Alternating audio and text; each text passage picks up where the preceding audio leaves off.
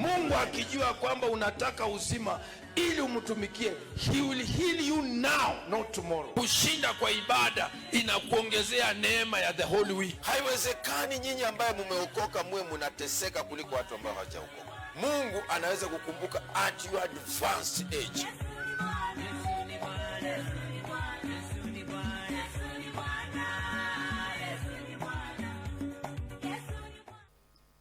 Watazamaji wetu popote pale mlipo, mnapotutazama dunia mzima, tunashukuru kwa sababu ya kuwa msaada kwetu.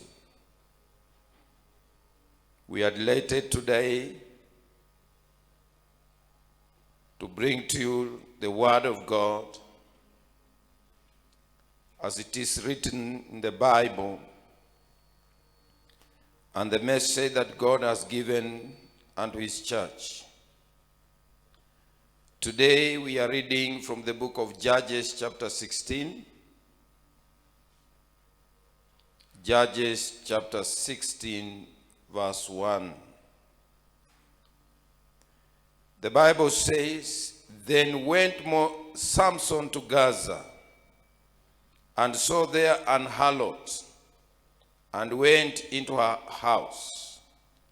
And it was told that Gezerites, saying, Samson is come hither. And they compassed him in, and laid wait for him all night in the gate of the city, and were quiet all the night, saying, in the morning, when it is day, we shall kill him. And Samson lay till midnight, and arose at midnight, and took the doors of the gate of the city, and the two posts, and went away with them, bar and all, and put them upon the shoulders, and carried them up to the top of an hill that is before Hebron. And it came to pass afterward that he loved a woman in the valley of Sorek, whose name was Delilah. And the Lord of the Philistines came up unto her, and said unto her, entice him. Underline the word entice him. And see where his great strength lieth, and by what means we may prevail against him, that we may bind him to afflict him, and will give thee every one of us 1,100 pieces of silver. Underline verse 5. And Delilah said unto Samson, tell me, I pray thee, wherein thy great strength lieth, and wherein thou mightest be found at afflict thee. And Samson said unto her, if they bind me with the 7 greens weights that were never dried, then shall I be weak, and be as another man. Underline the word another man. Then the Lord of the Philistine brought up her 7 green wheats, which had not been dried, and she bound him with them. Now there was men lying in wait, abiding with her in the chamber. And she said unto him, the Philistines be upon thee, Samson. And he brake the wheats as a thread of tar is broken when it toucheth the fire. So his strength was not known. And Delilah said unto Samson, Behold, thou hast mocked me and told me lies. Now tell me, I pray thee, wherewith thou mightest be bound. And he said unto her, if they bind me fast with the new ropes that never were occupied, then shall I be weak and be as another man. Delilah therefore took new ropes and bound him therewith, and said unto him, the Philistines be upon thee, Samson. And there was liars into wait abiding in the chamber, and he brake them from all his arms like a thread. And Delilah said unto Samson, hitherto thou hast mocked me and told me lies. Let me wherewith thou mightest be bound. And if thou weavest the 7 locks of my head with the web, and she fastened it with a pin, and said unto him, the Philistine be upon thee, Samson, and waked out of sleep, and went away with the pin of the beams and with the web. And she said unto him, I love thee. Then thou heart is not with me. Thou hast mocked me these 3 times, and hast not told me wherein thy great strength lieth. Father, in Jesus' name. Lord, I want to take this time to thank you for the great work you have done through us, O Lord. Lord, I thank you for your greatness, your love, your anointing, and the vision you have given unto the church. Bless the ministers of the gospel. Bless your children, O God, I pray, and protect what you have given unto them.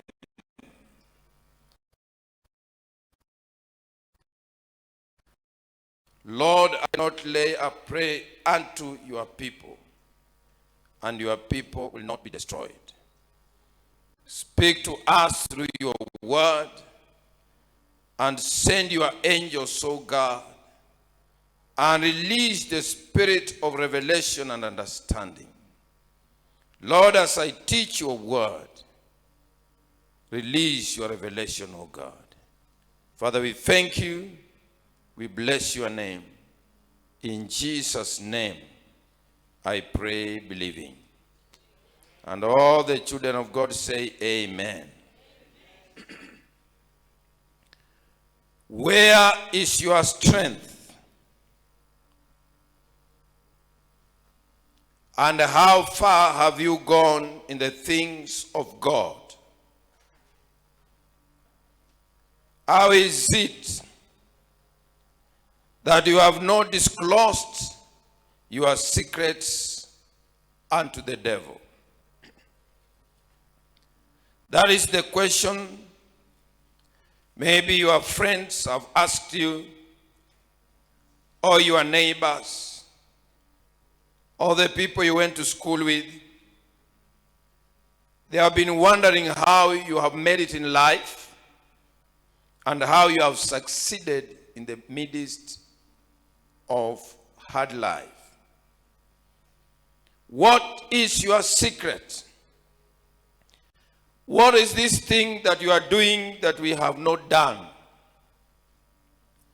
And how can we get there? Because we are men on a mission. Remember, child of God, wherever you are, as much as the Lord loves you, also the devil is working day and night to make sure that you don't succeed in each and everything that you are doing. You must be very careful and strategically positioned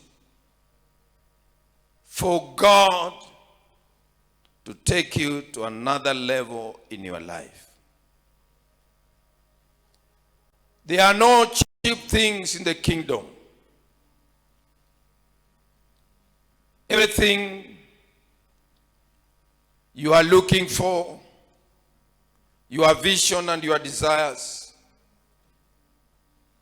God is waiting for your input that has taken care of you since day one when you were born. The Bible says in Jeremiah chapter 1, Jeremiah chapter 11, and the whole of the book of Jeremiah, it has good things that the Lord has spoken to his people. That have good plans for you. God has planned for your future. This one has nothing to do with where you came from, where you are heading to, your level of education, your parents, or your relatives. It is God who has planned for your life. I have met people in this world who believe that they serve a merciful God. And because they serve a merciful God, even if they sin, God will be merciful. The Bible says that the wages of sin is death. There are things when you do in your life, God will not forgive you. He will remain God. He will remain faithful to his cause. And there is nothing that he's going to do if you make a wrong choice. Somebody say that choices have consequences. Today there are people who are crying in their marriages because of the choices they made. There are people who are suffering in life because of the choices they made. It is not that God does not love them, but because they chose the way that leads them to destruction. This was a Nazarite, a great man, full of power, strengthened by the grace of God.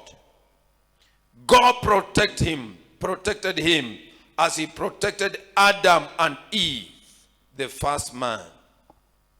What did they do? The Lord gave them the do's and don'ts. But they chose to do what God had denied them, what God had told them not to do. And because of that, they faced consequences. Be careful, child of God. Our viewers, I know some of you are in a foreign land. Be very careful with what you are doing. Why are you in that country? Why did you leave your motherland? And what are you doing?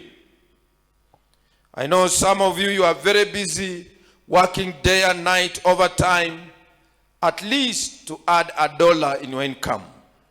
But as you do what you are doing, I would like you to know one thing, that there are places, there are things, if you engage yourself, God will not go with you. Child of God, may you receive this cardinal advice, because God has sent me to you. You are in a foreign land. You are in a foreign city. Take care of your life. Choices have consequences. Being a Nazarite, being the choice of God, Samson chose a different life. And the Bible says that he went in a city and he went in a harlot's house. How would a man of God do such a mistake, a grave mistake? Instead of him going to the temple or a priest's house, he chose a harlot's house. What happened? Things went west. And that was the beginning of his downfall. Child of God, some of you, you are struggling in a foreign land. How did you get in that land? You left your motherland, being a Christian, born again, prayerful. You are a good tither, you are a good giver. But when you went into a harlot's house and she taught you things that made her to be a harlot, now you are facing the consequences. May the Lord bless you. May the Lord deliver you. And may the Lord heal you in the name of Jesus Christ. May the Lord open your eyes. I know some of you, it might be very difficult for you to go back home. Because as I speak now, you have no money. Your boss has refused to pay you your wages. And you are wondering what you are going to do. You are in a foreign land. You don't have your air ticket. And your boss has refused to pay you. Your labor has been rewarded with the food you are eating. It is my prayer that God is going to hear your prayers today. And doors will be opened. But before that, come back to your senses. You are the one who has left the way, but God still loves you. Have faith in God. Come back to your senses, and God will come for your rescue. May the Lord bless you. May the Lord uplift you. May the Lord deliver you. May the Lord heal you. May the Lord remember what you have done in that land. May He reward your labor with favor in the name of Jesus Christ. I decree as a man of God that thou shalt not suffer misfortune in a foreign land. In the name of Jesus, may the Lord send a helper. May the Lord hear your prayer. And may the Lord deliver you. I speak blessings upon your life. In Jesus' name we pray. Can we give God a good hand clap in Jesus' name? Inua mikono yako, omba Mungu. Mwambie Bwana nisaidie. Mwambie Bwana nakataa roho ya Delila. Nakataa roho ya kuingia kwa kahaba katika jina la Yesu. Hapo pali ambapo ulipo, anza kuomba Mungu. Kuna watu wako nchi za wenyewe, hamuna pali pa kwenda. Pesa imeisha, umefilisika wewe, na kazi imeisha. Hauna air ticket, na hata hauna chakula, na hauna pali pa kuishi. You are on the street, you are struggling, and people have have been laughing at you, walikuwa naona ukienda kazini. Mwambie Bwana nisaidie. Kama ni kutoka kwa nyumba ya halota, anza kutoka katika jina la Yesu. Anza kutoka, Mungu akusaidie katika jina la Yesu. Mwambie Bwana nipiganie, mwambie Bwana nipiganie, mwambie Bwana nipiganie, mwambie Bwana nipiganie. Neema ya Bwana iwe pamoja nawe, kibali cha Jehova kiwe pamoja nawe katika jina la Yesu. Mungu wa mbinguni akulinde na kutetee. Kuna watu hawana pali pa kwenda, waume zenu wamewawacha, amekuzalisha akakutupa.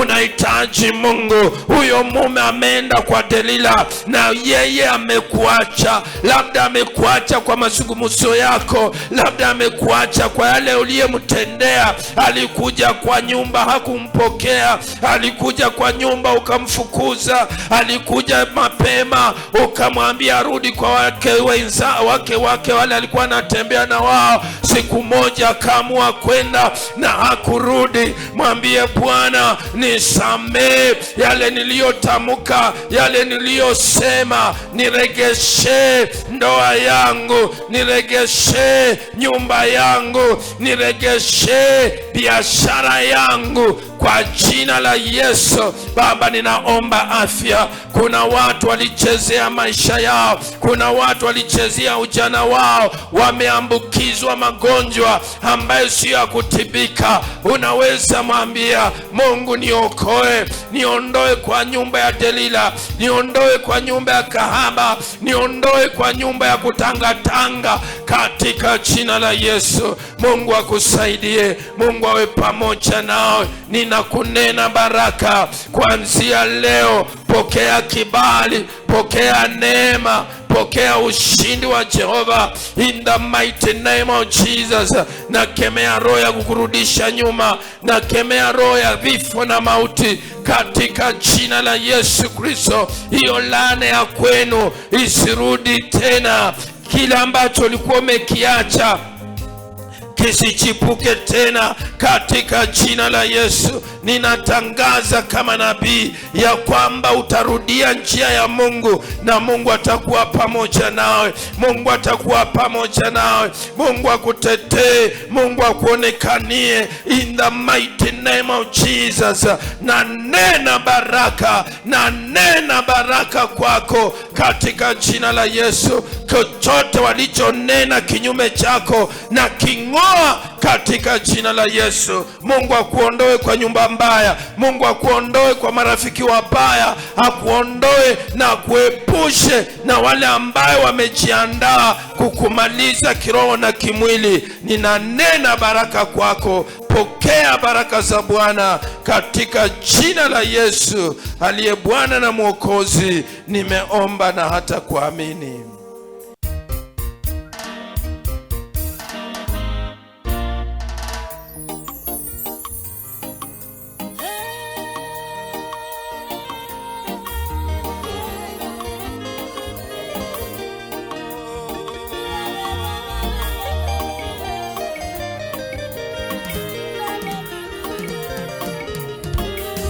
Wapi Mungu, tunaomba we tusikilize Baba, usaidie Mungu. Nilipoomba Mungu Baba ulinisikia, hapo nimefika Baba, nasema